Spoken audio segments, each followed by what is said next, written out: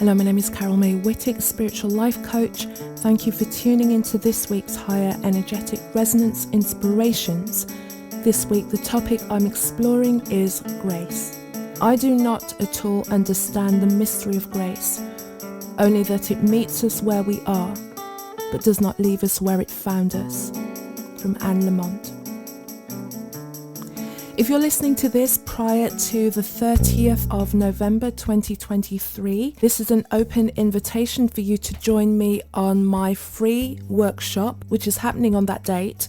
And it's 3 steps to vocal confidence. This workshop is a fully interactive workshop. As we work through those 3 steps to vocal confidence, you will leave with some tools that you can implement immediately into your life and build on your vocal confidence. This is a full, fun and exciting workshop that I'm inviting you to join in and be part of. So see the link in the description below and see you there. Also, if you do not know already, every Monday I send out an email to the people on the Her Inspirations mailing list.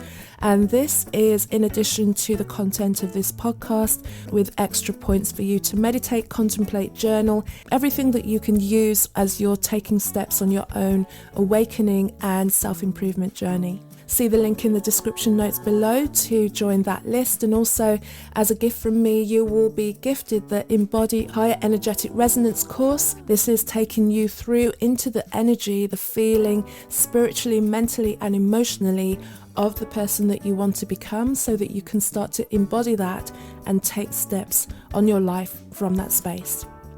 So to grace. Grace is the free, unmerited favour of God working powerfully on the human spirit, from Benjamin B. Warfield. I was inspired to explore grace as a topic for this week because I was aligning it with Thanksgiving or Thanksgiving weekend, and happy Thanksgiving to anyone who celebrates that. I wanted to align with that sentiment and think about things that I was thankful for, think about things that I was grateful for, and there were like so many individual moments that I could list. But then when I took a more expanded view on it, I realized that maybe I could call this something else, that this was grace. This was something working and operating in my life to save me. You know, there's that saying there, but for the grace of God, and I came very close on many occasions. So what is the meaning of grace? And grace is what people would say is the Spirit of God, is a spirit of blessing and good fortune and favour operating around us that will save us, that will strengthen us, that will guide us. And it is a gift that can involve love, mercy, and maybe even something that's given to us when we could feel that we don't even deserve it, even though we are always deserving of what comes into our life. There are many different religious perspectives on grace. For example, in Christianity, grace is often understood as the favour and the love of God towards humanity. And Hinduism is quite similar in that it's associated with divine favour, divine blessings. Islam, the concept of grace is then expressed through the Arabic term rahmah, which translates as mercy. And in Buddhism, grace may be understood as the compassionate and enlightened influence of the Buddha or the Bodhisattvas. And looking at it from a broader spiritual and even philosophical context, grace can be seen as a universal concept that transcends all of the specific religion traditions, and it's talking to the presence of a benevolent force or energy in the universe that's contributing to the well-being and also the interconnectedness of life within us. And there are moments when we do feel grace. So grace can enter into our lives in moments of adversity. And when we're feeling at our lowest, when we're going through challenging times, grace can then be a source of strength for us, comfort, of direction. And a lot of the time, people will call on their spiritual beliefs and lean into their spiritual beliefs to find grace in situations of deep adversity and deep pain. As I mentioned before, what inspired me to research further and contemplate more this subject of grace was the moments of there but for the grace of God in my own life. And it was just seeing that there were numerous times where I'd got to the brink where I just really didn't know what the next step was going to be for me. It looked like all was lost. It looked like I couldn't pull back from the situation that I was in, and yet there would be something that would come. There would be a shift, there would be a phone call, there would be an opportunity, there would be a reprise almost of a situation that I thought perhaps had no positive conclusion, and it's happened time and time again. And that's why I didn't want to just list off a ream of things, but think there is something operating in the world around us that keeps us safe, that doesn't allow us to fully destroy ourselves, even though it may feel like that. And especially where we are in the world right now, it feels that we are on the precipice of our own destruction. My thoughts on this in so many ways are seeing so many destructive and malevolent things that are happening around us that we can't even comprehend the level of disregard and evil that others can have for each other, is that seeing that is really awakening people from the slumber that they've been in, and will create a turn and a shift in humanity, and I fully believe that. I encourage you also to reflect on your own experiences with grace and think about your own lives and the moments, the many moments, because there will be many moments where you've experienced and witnessed moments of grace in your own life. And then how did that shift for you? What did that change for you? Did that impact the way that you saw the world? Did that impact your own spiritual journey or beliefs? Did it change the way that you decided that you were going to be? Did it give you a deeper sense of profound love for the world? Did it strengthen you in any way? All of the above are true for me. It's just seeing things where I'd been moved to tears by the beauty of a miracle that has come in and literally transformed my life at many a moment. So I'm sure that this has happened for you. And grace just fosters gratitude for me when I think about either those individual moments, or when I just think about the fact that it happens time and time again. All I can do is cultivate a sense of being thankful and appreciative of the journey of my life, no matter what that looks like. And it doesn't even matter whether I'm going through something that may be challenging, because I realize that within this challenge is a strengthening for me, and I don't have to feel that I am caught in something, that I'm a victim to something. So what does it mean to live in grace? What does that look like?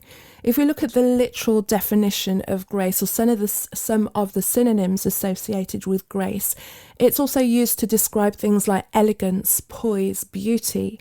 It can refer to the quality of being considerate, kind, forgiving. If we think about encapsulating those words, those definitions in how we are, then we allow ourselves to become a conduit for grace, a doorway for grace, and hold a high standard for the way that we move in the world, to make a decision to then exude grace, to be conscious of exuding grace, to radiate joy and the feeling of being in grace all the time, of being in that gratitude, knowing that so many beautiful things have happened in your life in the nick of time. The idea of us cultivating as best as we can a virtuous character within ourselves, trying to be the best version of ourselves, not just in our physical way, not just in the way that we are working or what we're achieving, but also in our hearts. How can we be the most graceful within ourselves? How can we show up as a manifestation of an excellent human being? And what does that mean as well? And it's for you to define, and the opportunity to create and define what it means to be a graceful human being is something that should be approached with excitement, I feel. It gives you an opportunity to really create what it means to be a graceful person and for your life to be a reflection of grace. Also, you start to think about transcending the flaws that we always want to go back and pick over, and recognize that we are figuring it out as we're moving forward. If we make mistakes, it's only because we don't know, but we can rectify them and learn from them, and then decide that we're going to contribute positively to the world, to cultivate a sense of purpose. No matter what the work is that we do, we can infuse that and we can face our world and our life, despite its complexities, with the intention of grace. And grace for me means that you're no longer looking outside for the source of your light.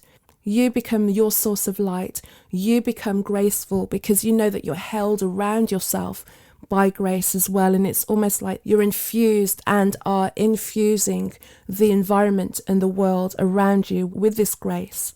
You enjoy just moments of beauty, moments of love and connection, gazing at nature, watching people enjoy each other, watching babies, kids play, enjoying people, enjoying life. And also when it comes to grace, allow yourself to stay open and in the receiving of other people's grace and love and help from other people as well. Allow them to grace their grace upon you. And notice when the presence of grace is around you.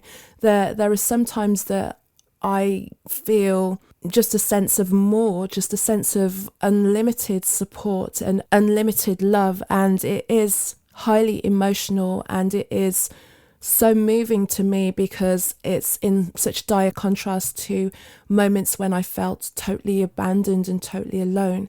And that doesn't happen anymore because I feel accompanied by something, and I know that my life is a representation of grace for me within my life, seeing it being shown to me on so many occasions, and then also feeling a responsibility, but a responsibility in a calm way to just pay it forward and to express to other people that this feeling of gratitude and grace is available to us all. For me, the best thing for me to do, and my promise to myself, is to show up as best as I can as a graceful person to everyone.